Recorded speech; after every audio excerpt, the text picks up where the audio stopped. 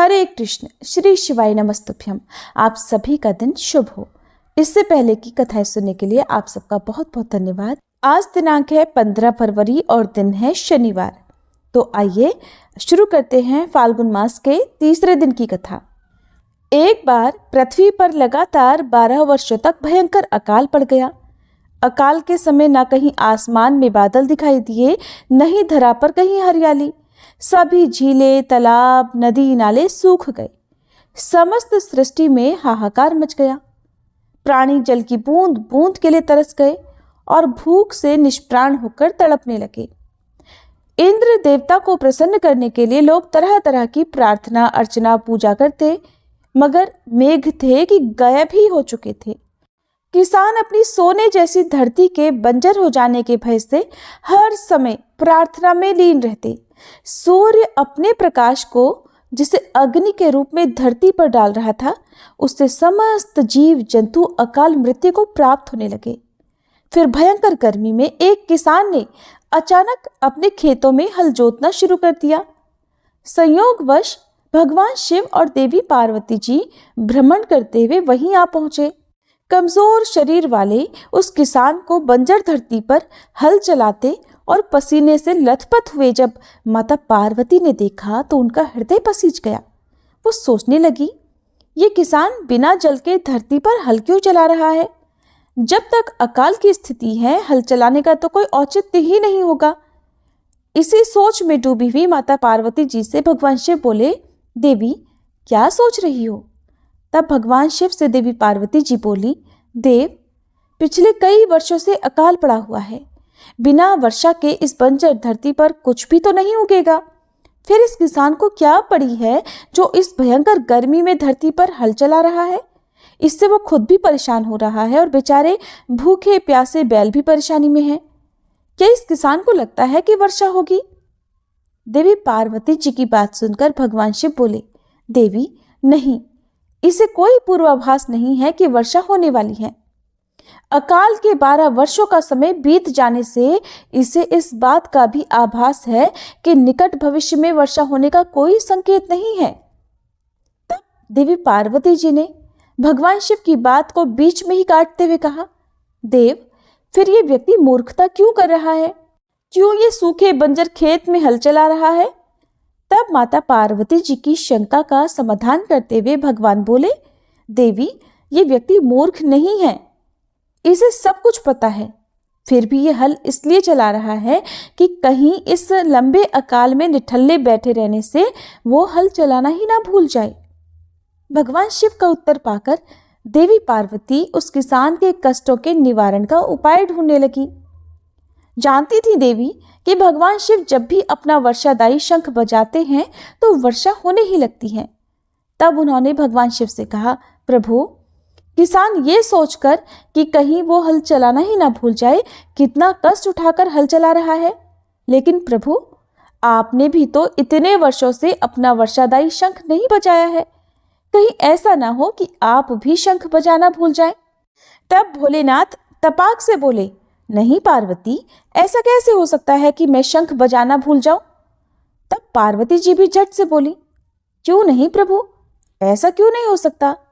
इतने वर्षों से आपने शंख नहीं बजाया, ऐसे में हो सकता है इस किसान की तरह आप भी शंख बजाना ही भूल गए हो। तब भगवान शिव कहने लगे, नहीं पार्वती, मुझे शंख बजाना आता है और अपना शंख बजाना न तो मैं भूला हूं और न कभी भूल ही सकता हूं। भगवान शिव ने देवी पार्वती जी की शंका निवारण के प्रयास में कहा, लेकिन पार्वती जी थी कि अपनी जगह अडिग थी। कहने लगी, भोलेनाथ, अगर ऐसा नहीं है तो फिर एक बार बजाकर देख क्यों नहीं लेते? देवी की बात सुनकर भगवान शिव को भी लगा कि वे संदेह में घिर गई हैं और उनका संदेह दूर करने के लिए उन्होंने तुरंत अपनी झोली से वर्षादायी शंख निकाला और पूरे वेग से उसे बजाने लगे। बस फिर क्या था, शंखनाद होते ही समूचे आकाश में मेघ घिर आए। काले रंग के घनघोर बादल आकाश में और बारिश ना हो, ऐसा भला कैसे होता? फिर भगवान शिव पूरे वेग से शंखनाद करते रहे और मेघ भी पूरे जोर शोर से बरस पड़े। देखते देखते मूसलाधार बारिश होने लगी। समूची धरती जलमग्न हो उठी। इतनी बारिश हुई कि सारी धरती की प्यास बुझ गई। अब किसान नाचने लगे। मनुष्य ही क्या, समस्त पशु पक्षी भी भगवान शिव की इस कृपा से धन्य हो उठे थे। माता पार्वती इस समूचे संसार की प्रसन्नता से गदगद हो उठी। माता पार्वती, जो अपनी व्यवहार कुशलता के कारण पृथ्वीवासियों को संकट से बचाने के कारण ही जगदम्बा कहलाई, वे भगवान शिव से मुस्कुराते हुए बोली, स्वामी, आप तो सचमुच भोले भंडारी हैं। भगवान शिव भी समझ चुके थे कि देवी पार्वती ने उनसे शंख बजाने का आग्रह बार बार क्यों किया था। तो ये थी भोले शंकर की कृपा की कहानी। आप सुनिए फाल्गुन मास महात्म्य का आज का अध्याय। श्री सूत जी कहते हैं, त्रयोदशी तिथि में सायंकाल प्रदोष कहा गया है। प्रदोष काल के समय महादेव जी कैलाश पर्वत के रजत भवन में नृत्य करते हैं और देवतागण उनके गुणों का स्तवन करते हैं। इसलिए धर्म, अर्थ, काम और मोक्ष की इच्छा रखने वाले पुरुषों को प्रदोष काल में नियम पूर्वक भगवान शिव की पूजा, होम, कथा और गुणगान करना चाहिए। दरिद्रता के अंधकार से अंधे और भवसागर में डूबे हुए संसार भय से भीरू मनुष्यों के लिए यह प्रदोष व्रत पार लगाने वाली नौका है। भगवान शिव की पूजा करने से मनुष्य दरिद्रता, मृत्यु, दुख और पर्वत के समान भारी ऋण भार को जल्दी ही दूर करके संपत्तियों से पूजित हो जाता है। विदर्भ देश में सत्यरथ नाम से प्रसिद्ध एक राजा थे, जो सब धर्मों में तत्पर, धीर, सुशील और सत्य प्रतिज्ञ थे। धर्म पूर्वक पृथ्वी का पालन करते हुए उनका बहुत सा समय सुखपूर्वक बीत गया। फिर शाल्व देश के राजाओं ने विदर्भ नगर पर आक्रमण करके उसे चारों ओर से घेर लिया। अपनी पुरी को शत्रुओं से घिरी हुई देखकर विदर्भ राज विशाल सेना साथ लेकर युद्ध के लिए आए। बलोन्मत्त शाल्व देशी क्षत्रियों के साथ राजा का बड़ा भीषण युद्ध हुआ। शाल्वों की बहुत बड़ी सेना मारी गई, परंतु अंत में विदर्भराज भी उनके हाथों से मारे गए। मंत्रियों सहित उस महारथी वीर राजा के मारे जाने पर मरने से बचे हुए सैनिक भाग खड़े हुए। उस समय विदर्भराज सत्यरथ की एक पतिव्रता पत्नी अत्यंत शोकग्रस्त होकर रात के समय राजभवन से निकलकर पश्चिम दिशा की ओर चली गई। उस समय वह गर्भवती थी। प्रातःकाल होने पर धीरे धीरे मार्ग से जाती हुई उस साध्वी रानी ने बहुत दूर का रास्ता तय कर लेने के बाद एक स्वच्छ तालाब देखा और वह उसके किनारे शोभा पाने वाले एक छायादार वृक्ष के नीचे बैठ गई। भाग्यवश उसी निर्जन स्थान में वृक्ष के ही नीचे पतिव्रता रानी ने उत्तम गुणों से युक्त शुभ मुहूर्त में एक पुत्र को जन्म दिया, जिसके बाद अत्यंत प्यास से व्याकुल होकर वह सुंदर अंगों वाली रानी जलाशय में उतरी। इतने में ही एक बड़े भारी मगरमच्छ ने आकर उसे अपना ग्रास बना लिया।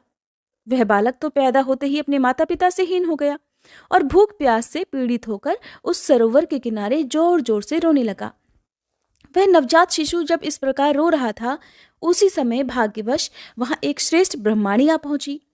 वह भी अपने 1 वर्ष के बालक को गोद में लिए हुए आई थी। ब्रह्माणी निर्धन और विधवा थी, घर घर भीख मांगकर अपना जीवन बिताती थी। उसका नाम उमा था। उस सती साध्वी ब्रह्माणी ने उस राजकुमार को देखा। उसे अनाथ की तरह रोता हुआ देखकर उसने मन ही मन विचार किया, अहो, ये तो बड़े आश्चर्य की बात दिखाई देती है कि ये नवजात शिशु, जिसकी नाल भी अभी तक नहीं कटी है, पड़ा हुआ है। इसकी माता कहाँ चली गई? न इसका पिता है, न कोई बंधु बांधव आसपास है। ये दीन अनाथ बालक बिना बिस्तर के भूमि पर सो रहा है। ये चंडाल का पुत्र है या शूद्र का? वैश्य का बालक है या फिर ब्राह्मण का या फिर क्षत्रिय का शिशु है? इसका निश्चय कैसे किया जाए? मैं इस शिशु को उठाकर अपने सगे पुत्र की तरह इसको अवश्य ही पाल सकती हूँ, परंतु ये किस कुल का है, ये न जानने के कारण इसे छूने का साहस तो मुझे नहीं होता। वह पतिव्रता ब्रह्माणी जब इस प्रकार कह रही थी कि उसी समय कोई सन्यासी महात्मा वहां आ गए।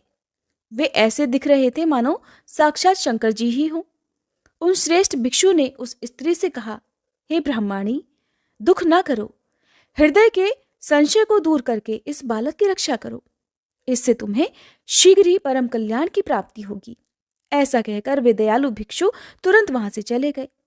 उनके जाने के बाद ब्रह्माणी ने विश्वास पूर्वक उस बालक को लेकर अपने घर की ओर प्रस्थान किया। उस राजकुमार का ब्रह्माणी ने अब अपने बेटे के समान ही पालन पोषण प्रारंभ कर दिया। एक चक्रा नामक नगर में उस ब्रह्माणी का घर था।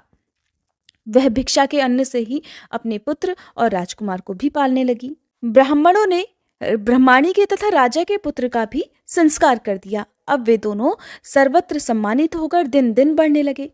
समय आने पर उनका उपनयन संस्कार हुआ।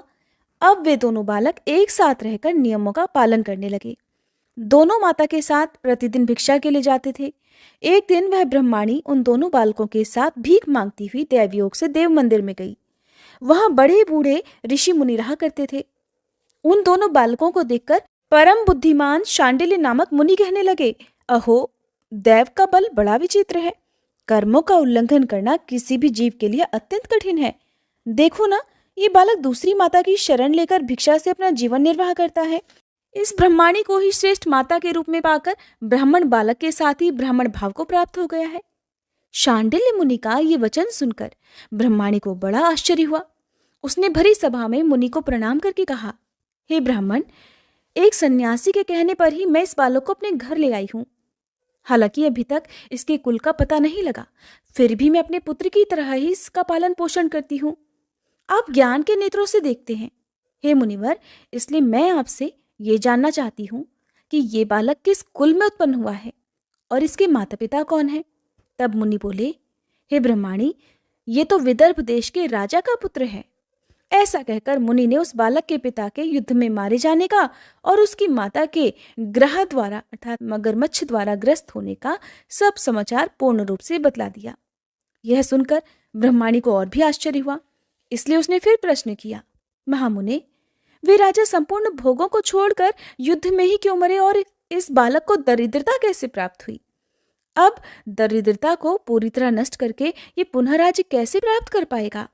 मेरा ये पुत्र भी भिक्षा में मिले अन्न से ही अपना जीवन निर्वाह करता है, इसलिए इसकी दरिद्रता के निवारण का भी क्या उपाय है, ये बताने की कृपा करें। तब शांडिल्य मुनि ने कहा, इस राजकुमार के पिता विदर्भ राज पूर्व जन्म में पांड्य देश के श्रेष्ठ राजा थे। वे सभी धर्मों के ज्ञाता थे और संपूर्ण पृथ्वी का धर्मपूर्वक पालन करते थे। एक दिन प्रदोष काल में राजा भगवान शंकर का पूजन कर रहे थे और बड़ी भक्ति से त्रिलोकीनाथ महादेव जी की आराधना में लीन थे। उसी समय नगर में सब ओर बड़ा भारी कोलाहल मच गया। उस उत्कट शब्द को सुनकर राजा बीच में ही भगवान शंकर की पूजा छोड़कर नगर में शोभ फैलने की आशंका से राजभवन से बाहर निकल गए।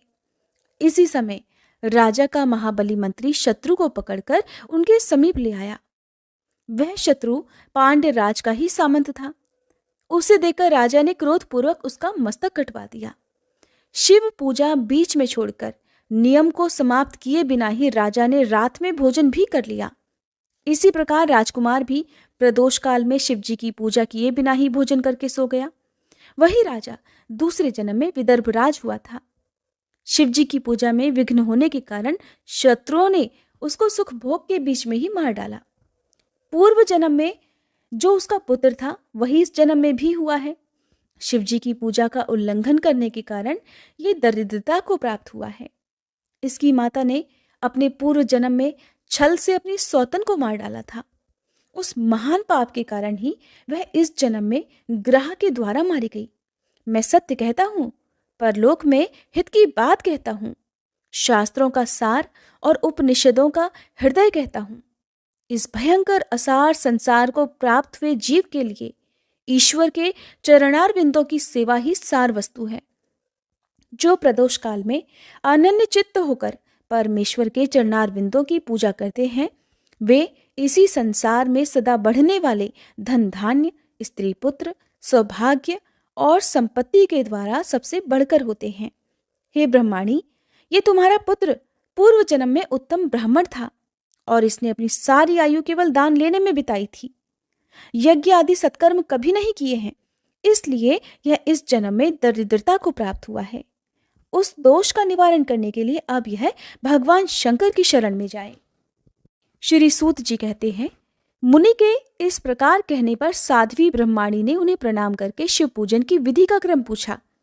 तब शांडिल्य मुनि बोले, दोनों पक्षों की त्रयोदशी तिथि को मनुष्य जब निराहार रहे तब सूर्यास्त से 3 घड़ी पहले स्नान करे, फिर श्वेत वस्त्र धारण करके धीर पुरुष संध्या और जप आदि नित्य कर्म को विधि पूरी करके मौन होकर शास्त्र विधि का पालन करते हुए भगवान शिव की पूजा प्रारंभ करे।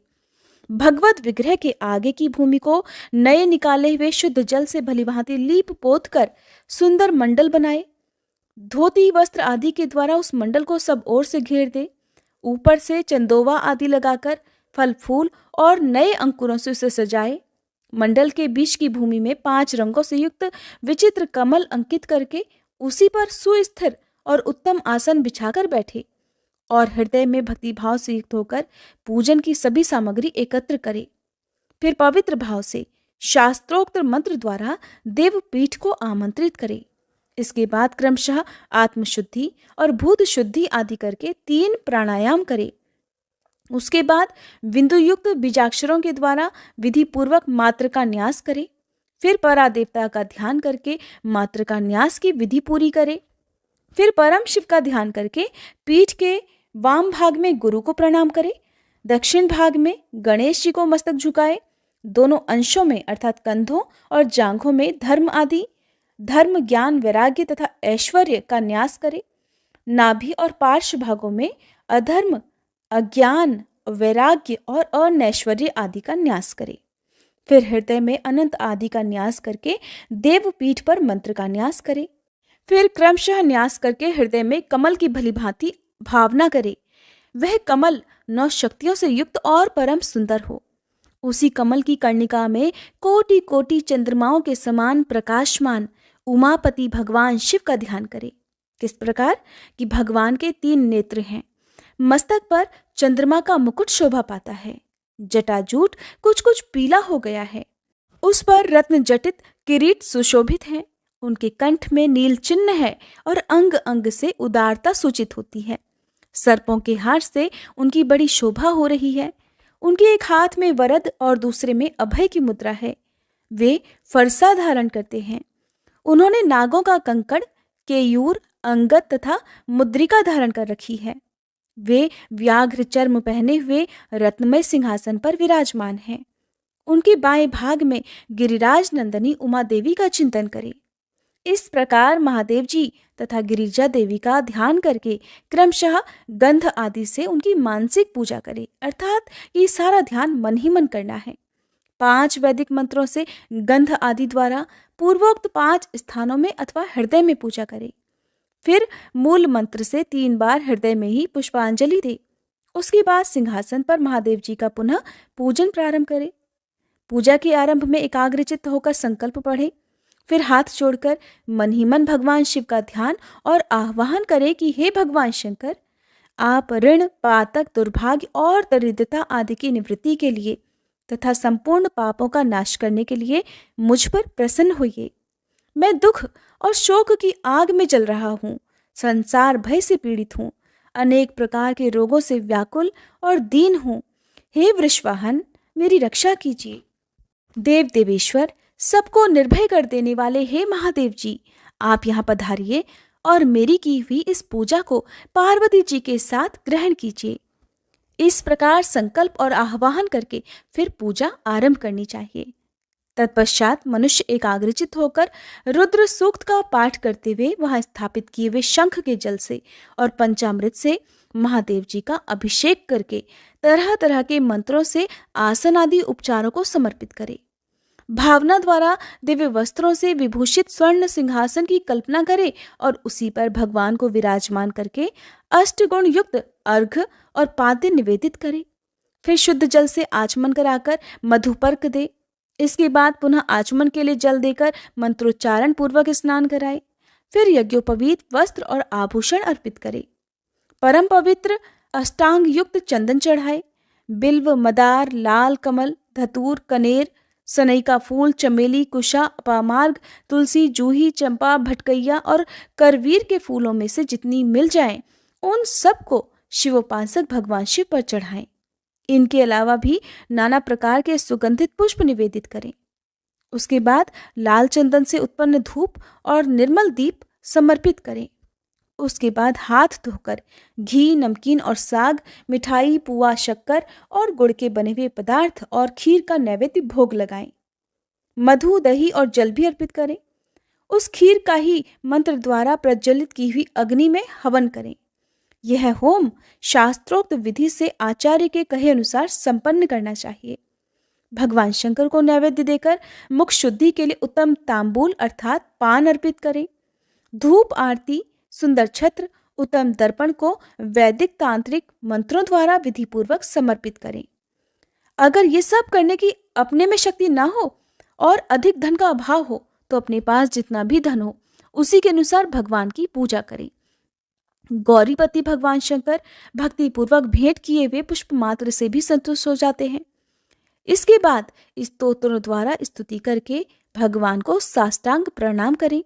फिर परिक्रमा करके पूजा समर्पित करने के बाद विधि पूर्वक श्री गिरिजापति की प्रार्थना करें कि हे देव, हे जगन्नाथ, आपकी जय हो। सनातन शंकर आपकी जय हो। संपूर्ण देवताओं के अधीश्वर आपकी जय हो। सर्वदेव पूजित आपकी जय हो। सर्वगुणातीत आपकी जय हो। सबको वर देने वाले प्रभु आपकी जय हो। संपूर्ण विश्व के लिए एकमात्र जानने योग्य महेश्वर आपकी जय हो। नागराज वासुकी को आभूषण के रूप में धारण करने वाले हे प्रभु आपकी जय हो। हे गौरीपते आपकी जय हो। चंद्रार्ध शेखर शंभो आपकी जय हो। कोटि कोटि सूर्यों के समान तेजस्वी शिव आपकी जय हो। अनंत गुणों के आश्रय आपकी जय हो। भयंकर नेत्रों वाले रुद्र आपकी जय हो। अचिंत्य निरंजन आपकी जय हो। नाथ दया सिंधो आपकी जय हो। भक्तों की पीड़ा का नाश करने वाले हे प्रभु आपकी जय हो। दुस्तर संसार सागर से पार उतारने वाले हे परमेश्वर आपकी जय हो। महादेव, मैं संसार के दुखों से पीड़ित और खिन्न हूँ, मुझ पर प्रसन्न होइए। परमेश्वर, समस्त पापों के भय का अपहरण करके मेरी रक्षा कीजिए। मैं महान दारिद्र्य के समुद्र में डूबा हुआ हूँ।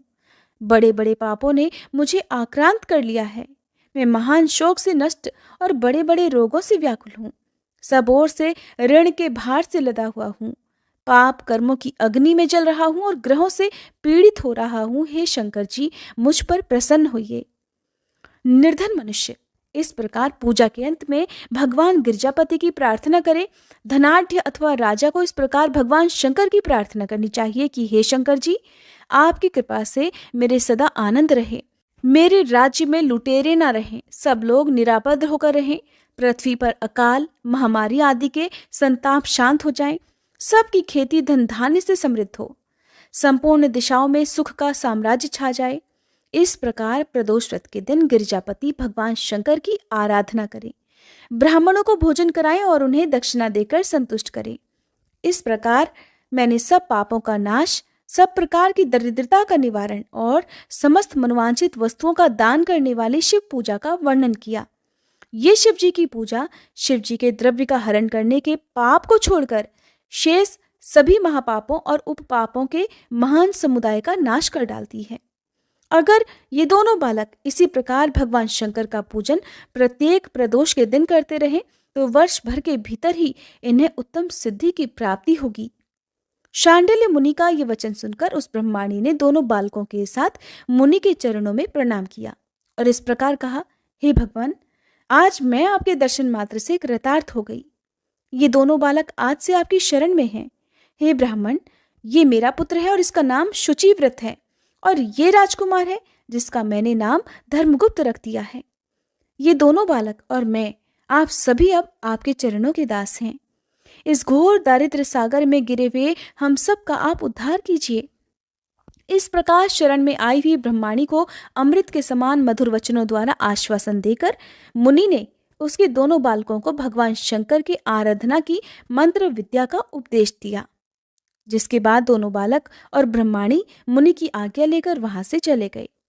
मुनिवर के उपदेशानुसार दोनों बालक प्रत्येक प्रदोष व्रत के दिन पार्वती वल्लभ शिव जी की आराधना करने लगे। इस प्रकार शिव पूजा करते हुए द्विज कुमार और राजकुमार के 4 महीने सुखपूर्वक बीत गए। एक दिन द्विज कुमार अर्थात वह ब्रह्माणी का पुत्र राजकुमार को साथ लिए बिना ही नदी के तट पर स्नान करने के लिए गया और वहां मौज से देर तक इधर उधर घूमता रहा। वहां झरने के जल के आघात से खाई की भूमि कट जाने से उसमें गड़ा हुआ एक बड़ा भारी खजाने का कलश चमक रहा था। जिस पर ब्राह्मण कुमार की दृष्टि पड़ी। उसे देखकर वह सहसा हर्ष और कौतूहल में भरकर उसके पास गया और उसे देवता की कृपा से प्राप्त हुआ मानकर सिर पर लेकर घर को चल दिया और घर के भीतर उस घड़े को रखकर अपनी माँ से कहने लगा, माँ, ये भगवान शंकर का प्रसाद तो देखो, जिन्होंने दया करके घड़े के रूप में एक खजाना दिखला दिया। तब उस पतिव्रता ब्रह्माणी ने राजकुमार को भी बुलाकर कहा, पुत्रों, इस खजाने के घड़े को तुम दोनों आपस में बराबर बराबर बांट लो। माता की बात को सुनकर ब्राह्मण के पुत्र को प्रसन्नता हुई, किंतु राजकुमार उनसे कहने लगा कि माँ, ये तुम्हारे ही पुत्र के पुण्य से प्राप्त हुआ है, इसलिए मैं इस खजाने को बांटकर नहीं लेना चाहता हूँ। अपने पुण्य से प्राप्त हुए खजाने का ये स्वयं ही उपभोग करें। वे दयालु भगवान शंकर तो मुझ पर भी कृपा करेंगे। इस प्रकार प्रसन्नता पूर्वक भगवान शंकर की पूजा करते हुए उन दोनों कुमारों का उसी घर में 1 वर्ष बीत गया। एक दिन वह राजकुमार उस ब्राह्मण कुमार के साथ वसंत ऋतु में वन में भ्रमण करने के लिए गया। कुछ दूर जाने पर उन्होंने सैकड़ों गंधर्व कन्याओं को परस्पर क्रीड़ा करते हुए देखा। उन्हें देखकर ब्राह्मण कुमार ने दूर से ही राजकुमार से कहा, यहाँ से आगे जाना उचित नहीं है, क्योंकि उधर स्त्रियां विहार कर रही हैं। स्वच्छ अंतःकरण वाले विद्वान पुरुष स्त्रियों का सामीप्य त्याग देते हैं और ये रमणियां छल करने वाली तथा वाणी द्वारा अनुनय विनय करने में कुशल हैं। ये पुरुषों को अपनी दृष्टि मात्र से ही मोहित कर लेती हैं। इसलिए अपने धर्म में तत्पर ब्रह्मचारी कभी भी स्त्रियों के पास जाकर उनसे वार्तालाप ना करें। ऐसा कहकर ब्राह्मण कुमार तो लौट पड़ा और दूर जाकर खड़ा हो गया, किंतु राजकुमार अकेला ही निर्भय होकर स्त्रियों की उस क्रीड़ा स्थली की ओर चला गया। उन गंधर्व कन्याओं में से एक ने राजकुमार को आते देखकर मन ही मन कुछ विचार किया और अपनी सखियों से बोली, सहेलियों, यहाँ से थोड़ी ही दूर पर एक उत्तम वन है, जहाँ विचित्र चंपा, अशोक, पुन्नाग और वकुल आदि वृक्ष खिले हुए हैं। वहां जाकर तुम सब लोग फूल तोड़ो, तब तक मैं यहीं बैठी हुई हूँ। तुम फूलों को इकट्ठा करके पुनः यहाँ आ जाना। उसके इस प्रकार आदेश देने पर सखियां तो वन के भीतर चली गई और वह गंधर्व कन्या राजकुमार पर नजर लगाए वहीं खड़ी रही। उसे देखकर राजकुमार कामदेव के बाणों से पीड़ित हो गया। गंधर्व कन्या ने अपने पास आए हुए राजकुमार को बैठने के लिए कोमल पल्लवों का आसन दिया और पूछा, हे कमल नयन, तुम कौन हो? किस देश से यहाँ आए और किसके पुत्र हो? इस प्रकार पूछने पर राजकुमार ने अपना पूरा परिचय बतलाया कि मैं विदर्भराज का पुत्र हूँ। मेरे माता पिता बचपन में ही मर गए हैं। शत्रुओं ने मेरे राज्य पर अधिकार जमा लिया है और मैं दूसरों के राज्य में गुजारा कर रहा हूँ। ये सारी बातें बताकर राजकुमार ने उस गंधर्व कन्या से पूछा, सुंदरी, तुम कौन हो? यह तुम्हारा क्या कार्य है और तुम किसकी पुत्री हो? उनके इस प्रकार पूछने पर कन्या कहने लगी, महाराज कुमार, एक द्रविक नामक गंधर्व है जो समस्त गंधर्व कुल के अगुआ माने जाते हैं। मैं उन्हीं की पुत्री हूँ और मेरा नाम अंशुमति है। सब सखियों को छोड़कर मैं यहाँ अकेली हूँ। मैं तुम्हारी इच्छा जानती हूँ। तुम्हारा मन मुझ में आसक्त हो गया है। इसी प्रकार देव ने मेरे मन में भी तुम्हारे लिए उत्कंठा भर दी है। अब हम दोनों का स्नेह कभी भंग नहीं होना चाहिए। ऐसा कहकर गंधर्व कुमारी ने शीघ्र ही अपने गले से मोती का हार निकालकर प्रेम पूर्वक राजकुमार को भेंट कर दिया। उस अद्भुत हार को देखकर राजकुमार ने पूछा, मैं एक बात कहता हूँ, मैं राज्यहीन और निर्धन हूँ। तुम मेरी प्रिया कैसे होना चाहती हो? मूर्ख स्त्री की तरह अपने पिता की आज्ञा का उल्लंघन करके अपनी इच्छा के अनुसार आचरण क्यों कर रही हो? ये सुनकर गंधर्व कन्या ने कहा, प्रियतम, आपका कहना ठीक है। मैं पिता की आज्ञा के विरुद्ध नहीं करूंगी। आप इस समय घर को पधारिए और परसों प्रातःकाल पुनः यही दर्शन दीजिए। आपसे कुछ हमारा कार्य है। ऐसा कहकर वह गंधर्व कन्या अपनी सखियों के आ जाने से उनके साथ चली गई और राजकुमार भी हर्षपूर्वक ब्राह्मण कुमार के पास लौट आया। उसने ब्राह्मण कुमार से सारी बात बताई और उसके साथ घर को प्रस्थान किया। घर पहुंचकर पतिव्रता ब्रह्माणी को भी ये शुभ समाचार सुनाकर राजकुमार ने प्रसन्न किया और पूर्व निश्चित समय आने पर वह पुनः द्विजपुत्र के साथ उसी वन में गया। नियत स्थान पर पहुंचकर राजकुमार ने देखा कि गंधर्वराज और उसकी कन्या दोनों वहां उपस्थित हैं। गंधर्वराज ने वहां आए हुए दोनों कुमारों का अभिनंदन किया और सुंदर आसन पर बिठाकर राजकुमार से कहा, हे विदर्भ राजकुमार, मैं कल कैलाश पर्वत पर गया था। वहां मैंने पार्वती जी के साथ महादेव जी के दर्शन किए। देवेश्वर भगवान शिव करुणा रूपी अमृत के सागर हैं। उन्होंने मुझे बुलाकर सब देवताओं के समीप इस प्रकार कहा कि पृथ्वी तल पर धर्मगुप्त नाम से प्रसिद्ध एक राजकुमार है, जो इस समय अकिंचन है। उसका राज्य छिन गया है। शत्रुओं ने उसके देश को अपने अधिकार में कर लिया है। अब वह बालक अपने गुरु की आज्ञा से सदा मेरी आराधना में लीन रहता है। उसी के प्रभाव से आज उसके समस्त पितर मेरे स्वरूप को प्राप्त हो गए हैं। गंधर्व श्रेष्ठ, तुम भी उस राजकुमार की सहायता करो। अब वह शत्रुओं को मारकर अपने राज्य सिंहासन पर आसीन हो जाएगा। महादेव जी के इस प्रकार आज्ञा देने पर ही मैं अपने घर को आया। यहाँ मेरी इस कन्या ने भी तुम्हारे लिए बहुत प्रार्थना की।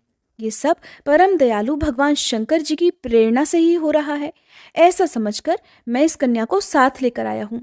अतः अपनी पुत्री अंशुमति को मैं तुम्हें पत्नी रूप में देता हूँ और भगवान शिव जी की आज्ञा से शत्रुओं को मारकर तुम्हें तुम्हारे राज्य पर भी बिठाऊंगा। अपने उस नगर में तुम अपनी इस धर्म पत्नी के साथ 10,000 वर्षों तक मनोवांछित सुख भोग कर अंत में भगवान शिव के लोक में जाओगे और वहां भी मेरी ये कन्या तुम्हारी ही सेवा में प्रस्तुत रहेगी।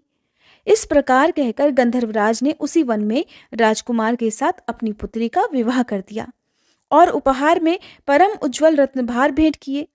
चंद्रमा के समान चमकीली चूड़ामणि तथा दमकते हुए मोतियों के मनोहर हार दिए। दिव्य आभूषण, वस्त्र, स्वर्ण के बने हुए बहुत से सामान, 10,000 हाथी, 1,00,000 नीले घोड़े और हजारों सोने के बड़े बड़े रथ प्रदान किए। अंत में एक दिव्य रथ, इंद्र के धनुष के समान विशाल धनुष, सहस्त्रों अस्त्र शस्त्र, अक्षय बाणों से भरे हुए 2 तरकस, अभेद्य स्वर्णमय कवच तथा शत्रुओं का संहार करने वाली शक्ति समर्पित की।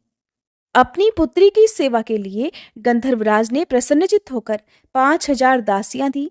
इतना ही नहीं, राजकुमार की सहायता के लिए उन्होंने अत्यंत उग्र गंधर्वों की चतुरंगिणी सेना भी भेंट की।